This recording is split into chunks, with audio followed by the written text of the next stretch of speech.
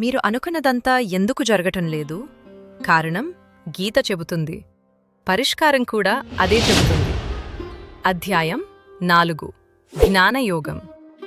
1వ శ్లోకం. శ్రీ భగవాను వాచ ఇమం వివస్వతే యోగం ప్రోక్తవానః మవ్యయం వివస్వాన్ మనవే ప్రాహమను రిక్ష్వాకవే బ్రవీత్. తాత్పర్యం. శ్రీకృష్ణుడు అర్జునుడితో పలికెను, వినాశనం లేని ఈ కర్మయోగ శాస్త్రము గురించి నేను సూర్యభగవానుడైన వివస్వానుడికి ఉపదేశించాను. సూర్యుడు తన కుమారుడైన వైవస్వత మనువుకు, మనువు తన కుమారుడైన ఇక్ష్వాకుడికి ఉపదేశించారు. 2వ శ్లోకం.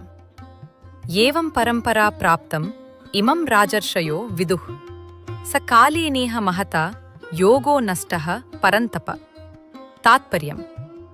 శ్రీకృష్ణుడు అర్జునుడితో పలికెను, ఓ పరంతప అర్జున, తరతరాలుగా వస్తున్న ఈ కర్మయోగాన్ని రాజర్షులు తమ శ్రమణమయోగాన్ని రాజర్షులు తెలుసుకుని ఆచరించారు. కాని కాలక్రమేణా అది ఈ భూలోకంలో కనుమరుగైంది. 3వ శ్లోకం. స ఏవాయం మయా తే ద్యయోగః ప్రోక్తః పురాతనః భక్తోసి మే సఖా చేతిరహస్యం హేతదుత్తమం. తాత్పర్యం.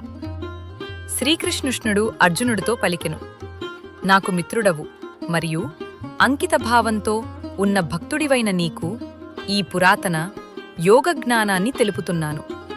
ఇది అత్యంత విలువైన రహస్య జ్ఞానం. ఈరోజు భగవద్గీత సందేశం నచ్చితే లైక్ చేయండి.